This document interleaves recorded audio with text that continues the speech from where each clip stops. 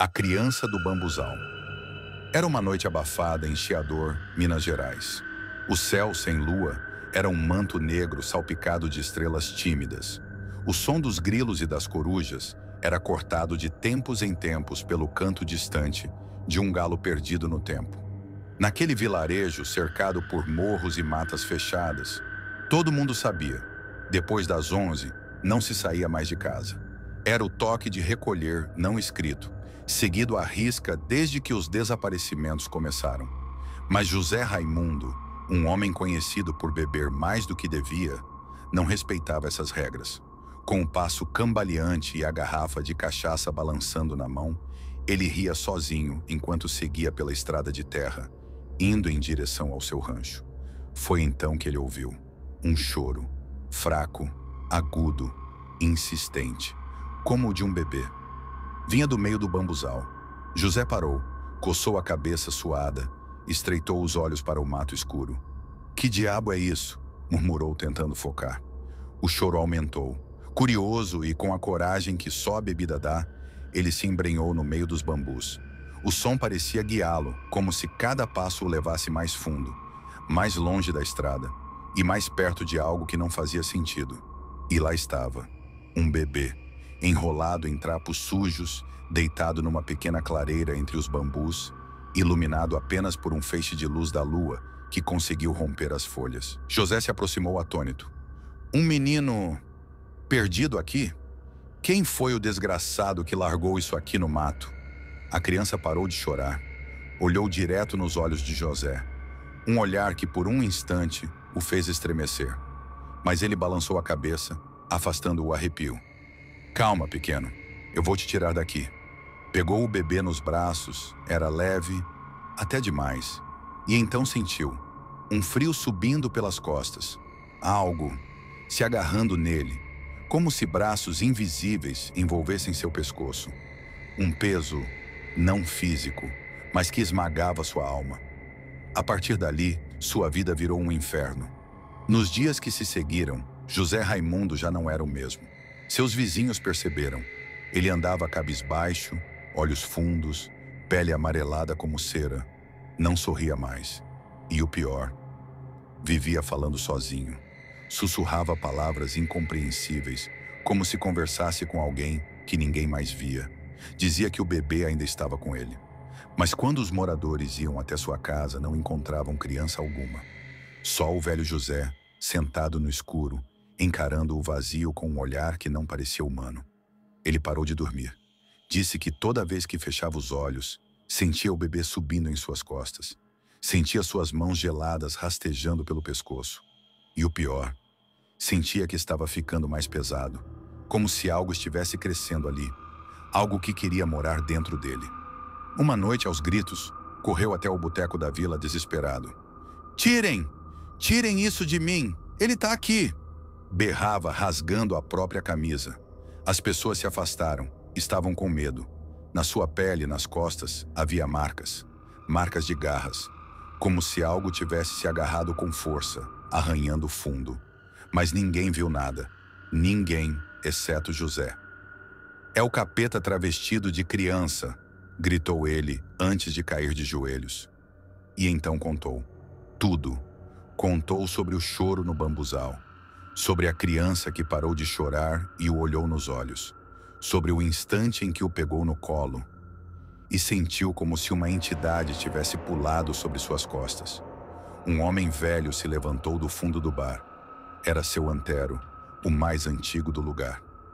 "Eu já ouvi essa história antes", disse ele com voz trêmula. "Há muito tempo, em 1947, um cabra sumiu por meses e voltou dizendo que carregava um anjinho do inferno grudado nas costas. Ninguém acreditou. Até o dia em que encontraram ele morto, virado de barriga para baixo, esmagado, como se algo tivesse crescido nas costas dele. Um silêncio mortal tomou conta do ambiente. E José só chorava. "Eu não aguento mais. Ele não larga. Ele sussurra coisas no meu ouvido. Diz que vai me levar." Naquela noite, José desapareceu. A porta de sua casa foi encontrada aberta, a cama desfeita, e no chão, rastros de algo arrastado para fora, como se tivessem puxado o corpo dele. Até hoje, ninguém sabe o que aconteceu, mas de tempos em tempos, na beira do bambuzal, alguém ouve um choro de bebê. Antes de seguirmos para a próxima história, queria pedir a sua ajuda para apoiar este projeto, dando um like e se inscrevendo no canal. Agradeço de coração por nos acompanhar até aqui. Amor diabólico. Nunca pensei que alguém pudesse me amar tanto a ponto de me destruir. O nome dela era Clara. Conheci durante uma tarde qualquer, daquelas em que o mundo parece calmo demais para esconder monstros. Ela sorriu, e aquele sorriso era como o sol atravessando uma neblina densa. Pela primeira vez em muito tempo me senti visto, importante, quase amado. No começo, tudo era encantador. Mensagens de bom dia, áudios com risadinhas doces, palavras de carinho sussurradas como preces. Mas havia algo, uma ansiedade por trás daquele afeto. Como se, a cada demonstração de carinho, ela estivesse tentando me amarrar com laços invisíveis. No início, era fácil ignorar.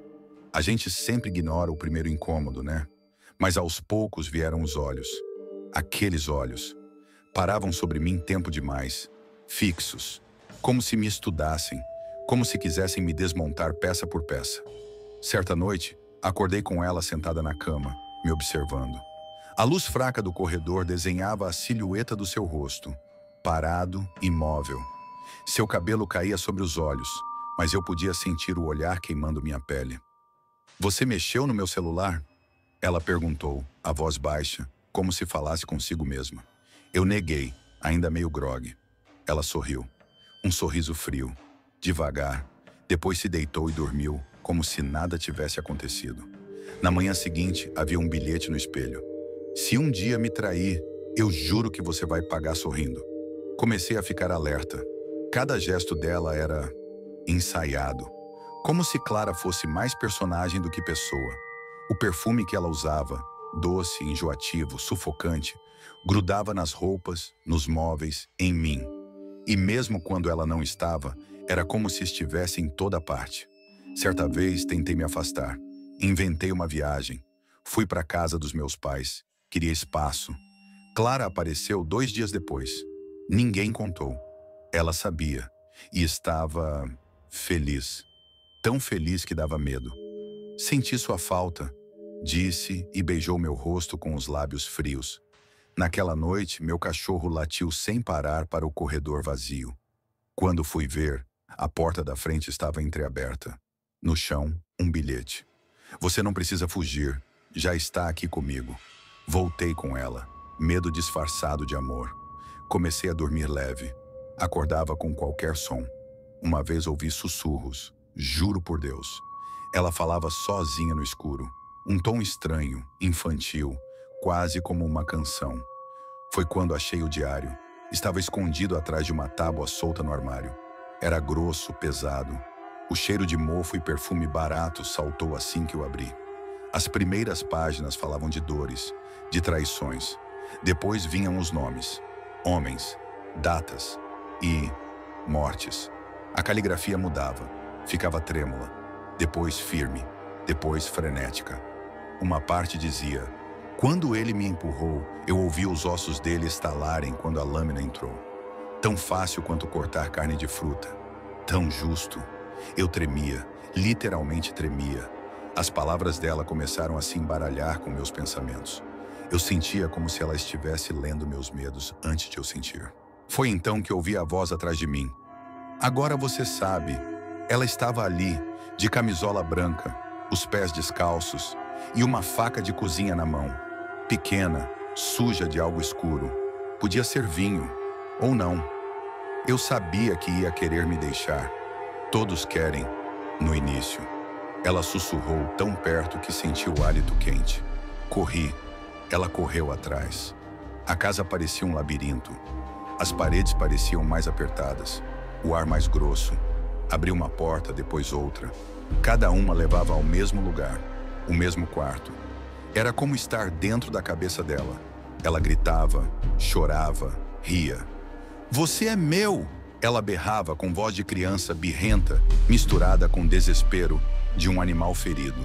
Tranquei a porta do banheiro, tremendo, meu suor gelado escorrendo pelas costas.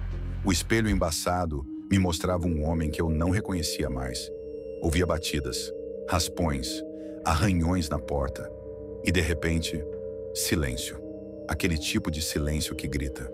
Esperei longos minutos, talvez horas, até a fechadura girar, lentamente, sozinha.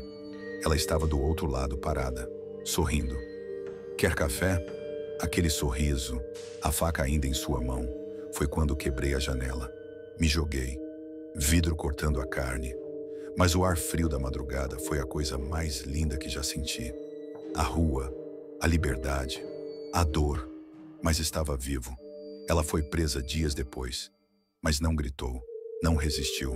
Apenas olhou para os policiais e disse: ele me amava, só não soube lidar com isso.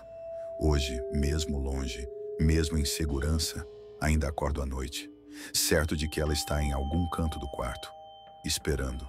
E às vezes, sinto o perfume dela, mesmo quando estou sozinho.